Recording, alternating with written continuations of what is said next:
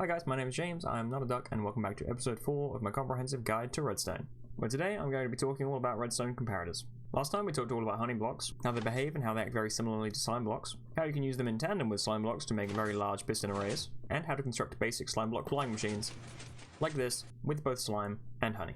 But that's all I will say about that. If you are interested in that, go watch the last video. But enough about that, on with today's topic. Let's talk about some redstone comparators. So this is a redstone comparator. It does have quite a few uses, and we will cover all of them here today. This is what it usually looks like, apart from the C in the center. That is just the texture pack that I have on. And you'll see it has two modes. It has the C, which is comparison mode, and it has the S, which is subtract mode. And we will get into both of those very soon. So the first thing to mention is that a comparator does have one output here, just like the repeater does, but it actually has three inputs, one here and two on the side. And the two on the side actually serve a different purpose than the one going into the back. First, we'll talk about the case where there isn't any input going into the side of the comparator. In this case, while the repeater, as we said a few episodes ago, will boost the redstone signal going into it, as long as the input has a signal strength of 1 or more, it will put out a full signal strength of 15. The comparator doesn't do that. It will actually output the exact same signal strength as its input. 14 here, 14 there. Same goes for this one, and this one.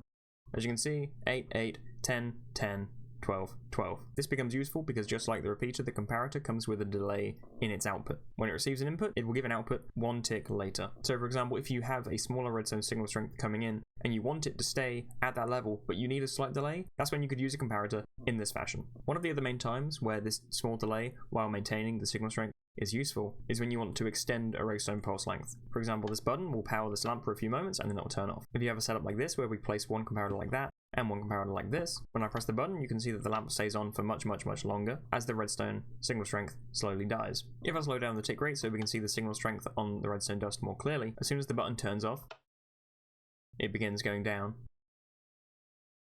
from 15 to 0. Because when this piece of redstone dust says 15, it comes into this comparator, gets output at 15 again. This goes down to 14, comes into this comparator, out at 14, and then we go 13, 13, 12, 12, 11, 11, and so on and so forth. 10, 9, 8, 7, 6, 5, 4, 3, 2, 1, and 0. And because every comparator has that one tick delay, we end up with quite a significant delay overall. And of course that affects stacks for as many comparators as you add. If I press this button and then this button very quickly after it, you'll see that this setup on the left lasts much longer than the one on the right. And like I said, it stacks. You can just keep on adding more pairs of repeaters for as long as you want, and it will extend the redstone pulse even more. So for example, if you're using a redstone pulse to open up a piston door, then you can use a setup like this, and I normally do, to keep that door open for slightly longer if you need it to be. Because naturally, having a door open for maybe a second or two isn't always going to be good enough, because you need to actually be able to get through the door. So using something like this gives you plenty of time to get through. Of course, redstone pulse extenders like these have many other uses, but that is probably the one that I would use them for the most, personally. So when the comparator only has an input coming into the back and not the two sides, whether or not it's in compare mode or subtract mode doesn't make a difference. But when there are inputs going into the left and the right side of the comparator, compare and subtract mode do slightly different things. When in compare mode, a comparator will only give an output if neither of the inputs into the side are greater than the input going into the back. So as you can see here, this lever is applying a signal strength of 12 into the comparator, and if I turn on this lever over here, then this redstone line is only putting a signal strength of 11 into the side of the comparator. So we're still getting an output into this redstone lamp here. If I turn on this lever instead, then you can see that the signal strength here goes up to 12, and again we're still getting an output because this signal strength is equal to this one.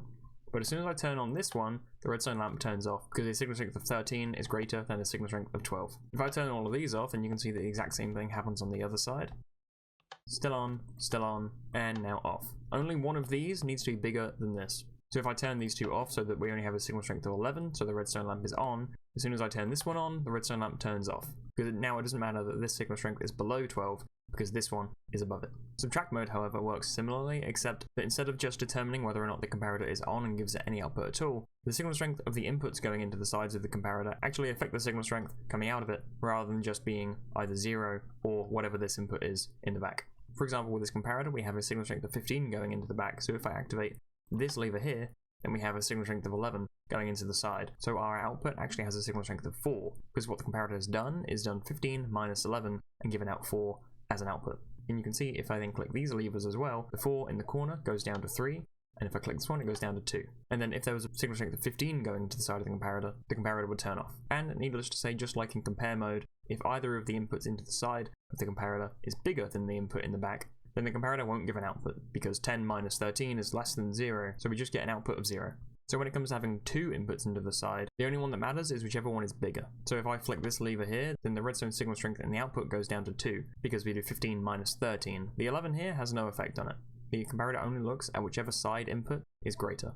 So one thing that you can use the comparator subtract mode to do is make a very fast redstone clock. If I turn on this lever then in compare mode, obviously nothing happens, because the input on the side is 13, so it's not going to affect the output at all. But if I switch this into subtract mode, it pulses very quickly.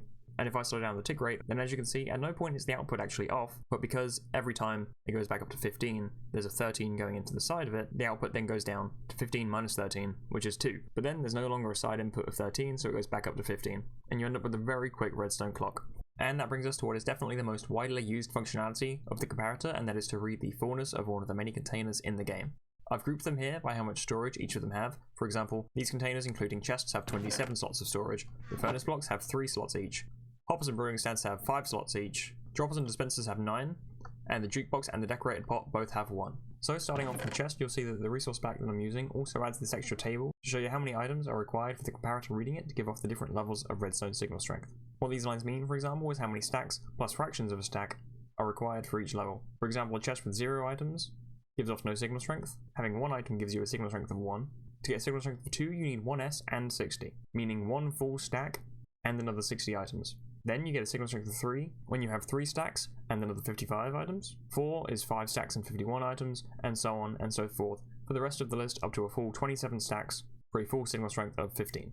It also doesn't matter if the items are in full stacks or not. All that matters is the total storage being used versus the total storage capacity of the container.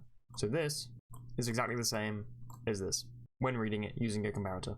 It's also important to note that some items contribute more to a container's total storage that's being taken up because it takes less of that item to take up a full stack of storage. Like our wild stone can stack to 64 items like snowballs, eggs and ender pearls stack to 16, taking up 4 times as much storage as stone, and unstackable items take up 64 times as much storage as stone. What this means is that all 3 of these slots are all full and are all contributing to the comparator's signal strength output the same amount. And this is exactly the same as this, which is also exactly the same as this. Which also means that this table on the right only applies to 64 stackable items, not items like snowballs or pickaxes. So the measurements for those would have to be adjusted accordingly. So for example, for a signal strength of 2, instead of 1 stack of stone plus 60, it's 1 stack of snowballs plus 15, because that's 60 items divided by 4. And with the pickaxe, of course, you can't divide them because they are unstackable items. Of course, when it comes to using a double chest instead of a single chest, we actually have double the amount of storage slots to use. So again, as you can see in the table, we need double the amount of items as we do for the single chest to get each level of signal strength for the output. Of course, the same goes for a double trap chest, and obviously the barrel, shulker, and chest minecart don't have double variants that you can actually use. As a quick little aside, because we haven't actually mentioned trap chests yet in this series, a trap chest is just like a chest, except it's got this faint little red ring around the outside of the lock. The only difference between this and a regular chest is that when we open it, if you look on the side of the screen, we actually get a redstone output of 1. It will give a redstone output equal to the number of players that are accessing this at a time, but obviously I'm by myself here, so it's just 1. It would also hard power the block below it with the exact same signal strength. If I position myself here in a way that you can see it, there you go, 1 down here. But in terms of its interaction with the comparator, it does behave exactly the same as the regular chest does. The group of furnaces, the hopper and the brewing stand, and the dropper and dispenser all behave the exact same in terms of their fullness being translated to the signal strength output, just with less storage available, so they take less to fill up and give a stronger redstone output. So while you need 27 stacks of items to fill a chest, you only need 3 full stacks for a furnace, you only need 5 full stacks for a hopper or a brewing stand, and only 9 full stacks for a dispenser or a dropper. The only caveat to mention for things like the furnace blocks and the brewing stand is that only certain items can go in certain slots. You can't put anything into the output slot here, and you can only put fuel items into the fuel slot here. And in the brewing stand you can only have blaze powder in this slot, bottles in this slot, and just like with the furnace you can put anything in the input slot. The decorated pot works exactly the same, except for the fact that you can't view the contents directly and can only place and remove the items by clicking on the pot, with only the 1 total stack of storage capacity. And obviously at a full stack, you can't put anything else in, and you hit 15 on the redstone signal strength. And the jukebox doesn't actually give out an output based on how full it is like the other containers do, but the output varies based on which music disc is being played inside of it. In the version that I'm playing in right now, I've gotten all of the music discs here on a wall with how much signal strength they give out underneath them. Like for example, Creator gives 11, as you can see there. Other side gives 14, as you can see there. And something like Cat only gives 2, like so. The only other things worth mentioning about comparators here is that they can also read containers and other blocks through a solid block like this. 1 piece of stone in here means that we're getting a signal strength of 1 as an output, and the comparator is able to read the chest through the block. Mostly just solid blocks though, not anything transparent like glass. And lastly, there are also a list of blocks that interact with comparators in a different way. Instead of giving an output proportional to how full they interact in slightly different ways that mostly have their own rules defined for each individual block. So the beehive and also the bee nest will give out a redstone signal strength through a comparator based on how much honey is in the beehive. Again, my resource pack tells me what the honey level is without needing to check, but also it is on the F3 screen on the right side where it says honey level. There are 6 honey levels that a beehive or bee nest can have, including 0 and then 1 through 5. There we go, just really quickly replace that with blue concrete so that you can see it clearer. Each of the beehives at different honey levels just give out the redstone signal strength equal to their honey level. So 0, 1, 2, 3, 4, and 5. A cake, when being read by a comparator, will give a signal strength proportional to the amount of cake remaining. So the maximum is 14, we go down to 12, 10, 8, 6, 4, 2, 0. The cauldron will also give a redstone signal strength based on how much water is inside the cauldron, but not proportionally up to 15 like the containers would. It just goes from 0, 1, 2, and then 3 for a full cauldron. The chiseled bookshelf will give a output depending on which of the 6 slots were last interacted with. So if I interact with this slot in the top left, you get 1, and then this one's 2, 3, 4, 5, and 6. The composter will also give a signal strength based on how full it is. So 1, 2, 3, 4, 5, 6, 7, and 8 for that last stage, where it actually turns into the bone meal. The copper bulb will give a signal strength of 15 when it is lit, and no output through the comparator when it's off. And then if I enable mob spawning and put it to night, you'll see a creaking of spawn because of this creaking heart, and a comparator reading a creaking heart will give a signal strength based on how far away the creaking actually is from the heart. When the creaking is more than 32 blocks away, and it dies anyway, the comparator will be off, but the closer it gets to the creaking heart, thank you for walking over here by the way, I was going to come and push you, but he's just walked over here, very nice of you. But yeah, the closer he is, the higher this goes, up to 15 when he is basically right next to it. Oh, here he comes. 14 and 15, there he goes. Thank you very much.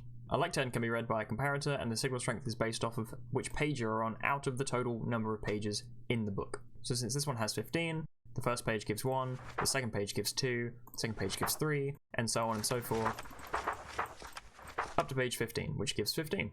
A book with 5 pages goes up roughly in 3s, going from signal strengths 1, 4, 8, 11, and 15 for each page, respectively. And a book with 30 pages would go up 1 signal strength for every 2 pages. Hopefully you get the gist of that, but the equation for it is on the Minecraft wiki, along with everything else.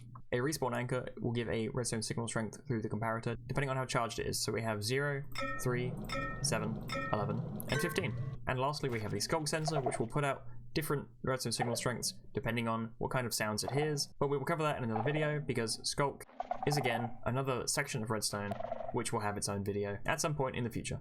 Now to destroy this, because it is both loud and annoying. Comparators can also give an output based on an item frame that they're reading through a wall. So at the moment we're getting a signal strength of 1 while the sword is pointed that way, but if I keep rotating it, you can see on the side of the screen that it's ticking up all the way from 1 to 8 and then back to 1 again, which can come in very useful for combination locks and secret doors. And the only block that I haven't talked about so far is this one, the crafter. When being read by a comparator, it does for the most part act like a regular container, where the signal strength is proportional to the amount of storage being taken up inside the crafter, but there are some extra rules that go along with it, so I figured it made more sense to not talk about it, and talk about it in another video when going over the things that the crafter can do. So that will be talked about in a video at some other point in the future. And to wrap up the video, of course, I'll show you how to craft the comparator. I did consider crafting every other block that we've seen in this video that the comparator interacts with and can read, but honestly it's a lot of blocks, and they're not really redstone components, they just interact with comparators in this one specific way. Some of them are redstone components, of course, like the droppers, dispensers, and hoppers, but obviously I can just show you their crafting recipes when we get to actually talking about those in their own video. So to craft a redstone comparator, all you need is 3 pieces of stone, 3 redstone torches, and 1 piece of quartz in the grid, like so. And that is me done for today, guys. I hope that you did enjoy the video. I definitely enjoyed this one. I was quite looking forward to doing it. I don't quite know what we're going to talk about next time. If you do have any suggestions or any topic that you want me to cover, go ahead and put it in a comment down below. But again, I hope you enjoyed the video. Please do leave a like if you did, and do subscribe if you want to see more. And don't forget to leave a comment telling me what you thought. So I'll see you next time, guys. Bye!